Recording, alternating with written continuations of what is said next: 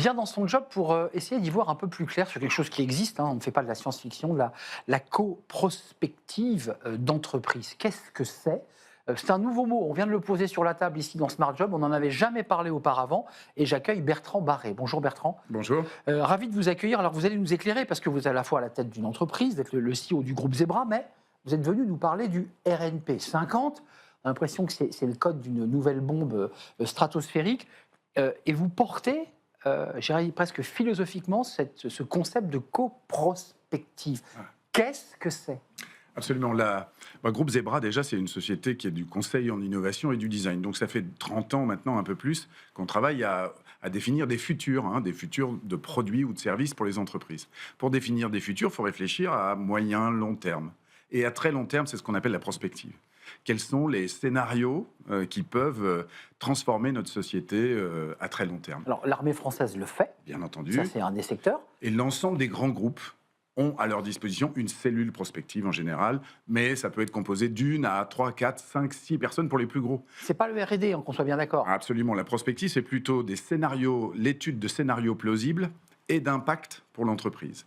Donc, quand c'est fait par des consultants, on peut appeler ça de la tendance, on peut appeler ça de l'évolution. Non, là, c'est de l'entreprise. Ceux qui sont dans la boîte. Ceux qui sont dans la boîte et qui travaillent pour leur COMEX et pour les boards d'entreprise, en essayant de définir les futurs possibles et les conséquences sur les décisions du patron maintenant.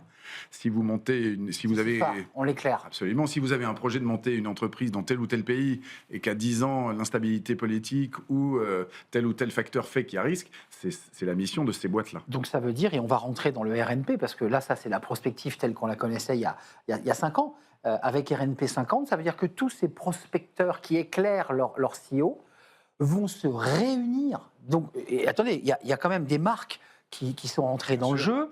On a Michelin, on a Somfy, on a Schneider, on a Veolia. Ça veut dire que tous ces gens acceptent de se mettre autour d'une table dans un bureau. Géodis également, oui, bien sûr. En fait, la prospective est un peu apparue, a été mise en lumière au Covid.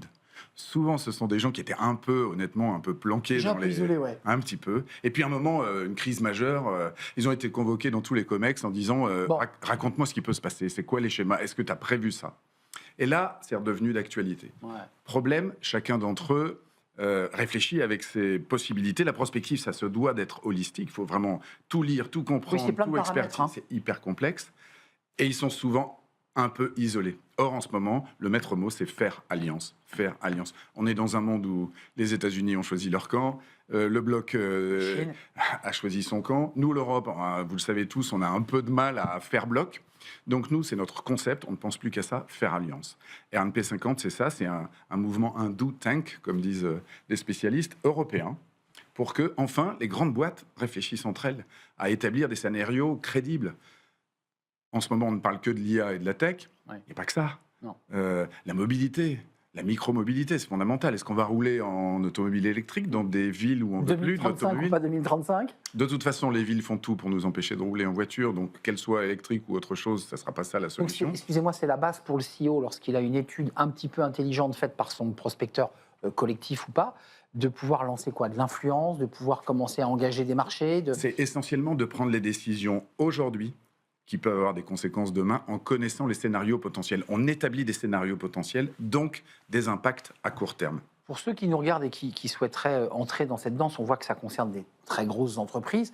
Elles ne partagent pas leurs secrets de famille et de fabrication. Je veux dire, ils ne peuvent pas donner leurs secrets de fabrication d'un pneu Michelin. Enfin, je veux dire. Alors, dans ce concept de co-prospective, si. À l'inverse de ce qu'on pense depuis longtemps, l'idée, c'est de partager. Mais en milieu fermé. C'est une entreprise par secteur d'activité. Et donc, et forcément, il y a des contrats, forcément, il y a une confiance, mais tout est partageable aujourd'hui parce que tout est disponible, l'info est disponible, les datas sont disponibles, l'évolution du monde est disponible. C'est ce qu'on en fait qui est complexe. Donc nous, on les emmène dans un processus annuel avec des sujets qu'ils choisissent eux-mêmes. Certains, ils les gardent pour eux parce que c'est trop secret. D'autres, on veut les partager ensemble. On choisit, on travaille par commission. Et puis, on avance avec des méthodes que nous, on applique chez Groupe Zebra pour essayer d'emmener tout le monde vers des scénarios qu'à la fin, ils garderont pour eux, chacun d'entre eux.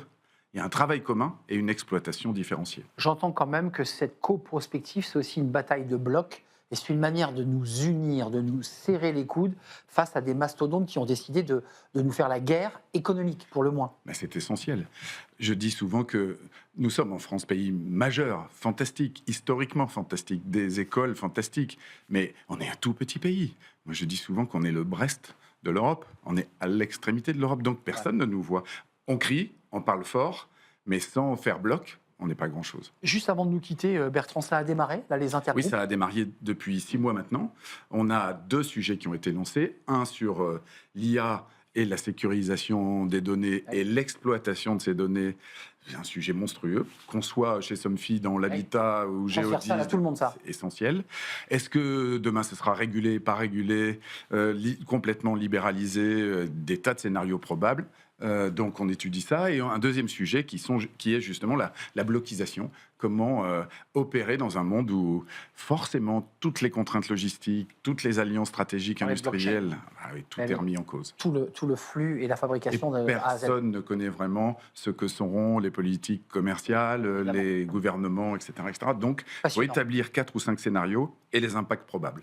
Merci Bertrand Barré d'être venu nous éclairer sur un sujet prospectif et d'ailleurs utile à nous, puisqu'on n'avait jamais expertisé ce sujet. Vous êtes le CEO du groupe Zebra, mais là, le sujet qui nous importe, c'est le RNP 50.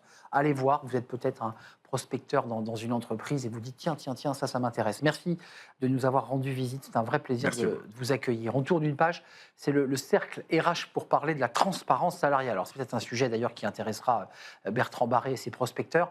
C'est quand même un peu un casse-tête puisque la directive européenne est repoussée de mois en mois. On va en parler avec nos invités. Est-ce que c'est une révolution ou un casse-tête pour vous, chefs d'entreprise et directeurs financiers et DRH? On en parle tout de suite.